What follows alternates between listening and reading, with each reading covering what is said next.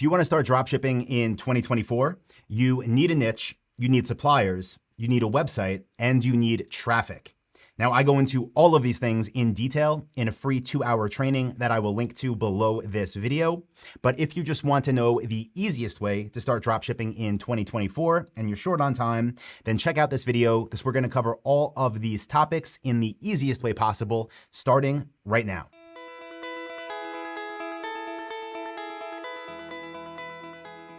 When it comes to picking a niche for dropshipping, there are a ton of different ways that you can brainstorm ideas.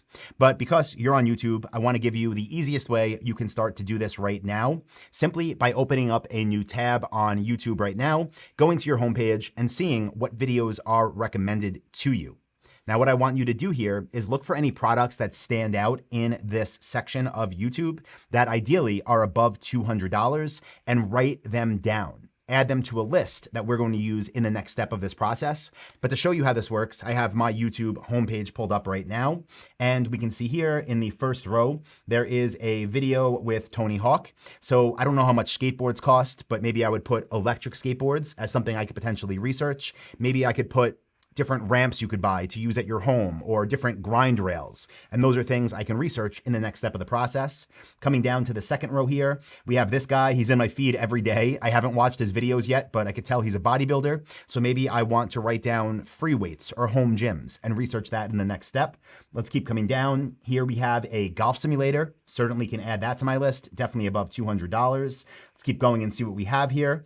Let's see, we have more golf. You could tell I like golf, but let's come down and see if anything else stands out. Here we have a guitar. Now, I'm not gonna add guitars because I think that's a niche that's dominated by a few big brands, but maybe microphone stands. I could add that to research it in the future.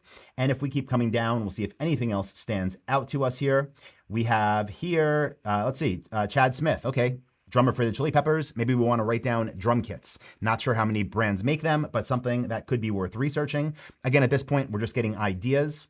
Here we have this woman who builds basically these 3D prints of all different types of really cool things. Like she modifies all of her electronics. So I do watch her videos, but maybe we want to add 3D printers to our niche list to research in the next step. Here we have this woman with a gigantic aquarium. So maybe we add aquariums to our niche list. And as you can tell, this first step, as far as brainstorming ideas goes, is extremely simple. And because you're already on YouTube, again, open a new tab, do exactly what I did, but take the time to write these down. And then we can move into step 2 of this process. So all we're going to do here is go to Google and we're going to search through the niches we just brainstormed one by one. The first one I'll use is saltwater aquarium. And what I'm going to do is search for it on Google, and then I'm going to click shopping. When I do that, I'm going to look at the results on this page, specifically everything under this product carousel. So if we come down here, the first test that I'm going to do is look to see if half the page or more, the first page results, are above $200. I want to make sure these are expensive enough for the dropship lifestyle model. Now, this first one we see is $4,000, $570, $100, $1,957. So 3 out of the first 4 above $200. Let's keep going. $1,450, $2,600, $2,500, $950. Keep going down. $2,600, $3,100, $5,700, $1,200. So far we are well above having over half the products be above $200. And what I would encourage you to do is take your niches that you just brainstormed through this step and make sure that they meet that criteria. That is what I call our price point criteria. And we want it, again, to be above $200 to make sure if we're going to sell these things, we can actually make profit every time we get a sale. Now, the second step of this process is on this same exact page with the same exact results. And this is where we check for competition. Now, with the dropship lifestyle method of dropshipping, competition occurs at the product level, and we want half or more of the first page results here on Google Shopping to be being listed by 10 or less stores. So this first one, we have 3 stores, 5 stores, 4 stores, 1 store. Let's keep going here. 5 stores, 1, 1, 1. Let's keep going down. So far, so good though. 2 stores, 4 stores, 1 store, 1 store. Let's keep going, see if anything else stands out. 3 stores, 3 stores, 5 stores, 2 stores. And just so you know, it says 5+ stores, but if it was more than 10, it would say 10+ stores.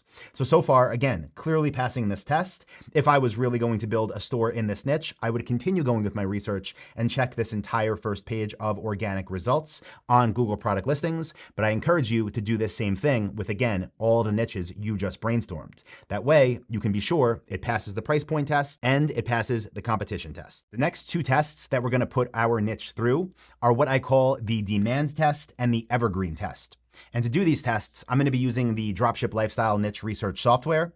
If you're a member of Dropship Lifestyle, you have access to this, so just go ahead and use it. If you're not a member yet, what are you waiting for? Again, I'm going to link to our in-depth free training below this video. And at the end, I also have a special offer to get you enrolled. So check that out if you want access to this, plus a whole lot more. But here, all we're going to do is change our search location. For me, that's United States, because that's where I do business. We're going to enter our niche keyword, and we're going to click search. Now, the results here are going to give us two pieces of information that are very important.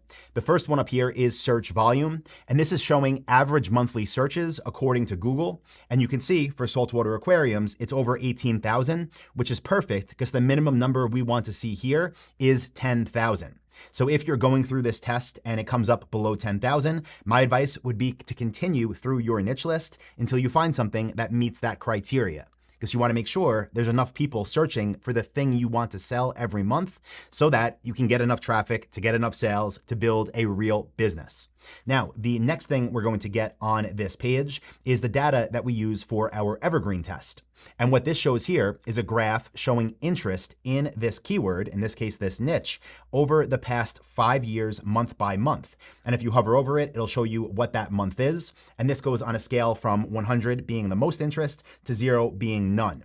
And what we're trying to see here is for the past 5 years, is this consistent? Of course, there will be some peaks, there will be some valleys, but what we don't want to get ourselves into is a niche that is seasonal, a niche that has a few good months every year and then falls off a cliff for the rest. We want something that gets significant search volume consistently month over month so that if we take our time to build a store in this niche, we can make money year round, not just during a busy season. And from a quick glance at this graph, I can say this does not look seasonal, and this is something that I would feel comfortable proceeding with. So now that we know we have a niche that passes our main criteria, the next step is to make sure it is dropship friendly, meaning there are other online stores that are dropshipping the products that we want to sell. And between them, we want to find at least 20 different brands to sell for and at least 100 products. So an easy way to find suppliers is by simply just going back to the Google shopping results that you were looking at earlier, and then pulling up different websites that are listing products here. So all I'm doing now is looking at the store names, and I'm just looking for ones that stand out to me that I haven't seen before, or any that sound like they might be dropshipping. This one is $11,000 and the website is called Fish Tanks Direct. I'll pull it up right now. Usually when somebody has direct in their URL, that is a sign that they're shipping direct from the supplier, AKA dropshipping. So this one here on the site, again, it's an $11,000 product. And if we look at their website, I'm trying to see if there's an address anywhere or anything about a store. So let's go to their footer. They do have an address here. Let me copy that. It says Unit 5, so it very well may be a P.O. Box or a UPS store address. But let me go to About Us and see if it says anything about a store. Nothing about a store here. Okay, let's keep coming down. Let's go to customer service and see if it mentions, no, same thing, nothing about a store. So they have an address. Let's take that address and just search for it on Google. And then we can see at that address, there are 3 different businesses at least listed. So I'm assuming if there's 3 different businesses at this Unit 5 there, this is a virtual address, meaning it is not a storefront. It is just a business address, which is great because to me, that means, again, they are drop shipping. So how do you get suppliers then? Well, you got to do some certain things to get approved. You need to call them, say the right things. But in order to find the supplier list, you can go to here, Fish Tanks by brand, and we'll look for which brands they sell for. And here is what? 1, 2, 3, 4, 5, 6, 12, 13, 14. So here are 14 different brands that are dropship friendly in the fish tank space that we can reach out to in the future. Again, you need to know what to say. You need to be able to get approved with them. But before you can even reach out to them, you need to have a website built.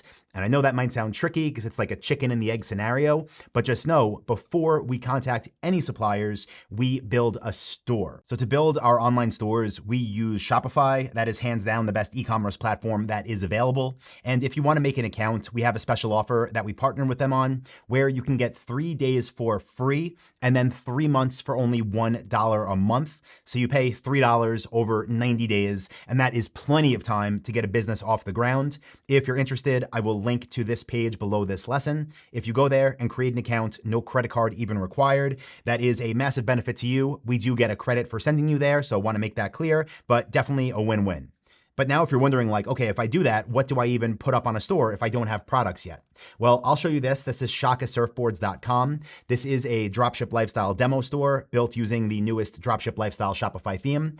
And as you can see, this looks exactly like a site would look that is actually live and selling surfboards, even though, again, this is a demo store. Looks totally clean, looks totally professional, but the only goal of a store like this is to become authorized to sell for the brands you want to sell for. Now, when you first build it, you list what I call demo products, and then you reach out to the suppliers, tell them where you're calling from. Then when you become an authorized retailer, you put in your real products, you delete the demo products, and after that, you could turn on Shopify payments to start accepting money when people buy. But in the beginning, if you want people to find you and actually buy, you need traffic. So the question then becomes, how do I actually get traffic? And in module 6 of the Dropship Blueprint, we share all the methods that we use between different forms of Google ads, Microsoft ads, Meta ads, search engine optimization, and really a whole lot more. But again, the point of this video is to have things set up as easy as possible for those that want a quick overview. And the ads and listings that will get you the best results out of the gate are actually things you've seen already, because these are known as Google Shopping ads. So if we simply go back here, you'll see on the homepage results of Google search, all of the listings up here in this carousel are ads. So yes, we will be using this to drive traffic to our product pages. And if we go back to shopping, remember that top carousel we talked about? Again, these are all sponsored ads where we list products, and huge benefit not many people know about.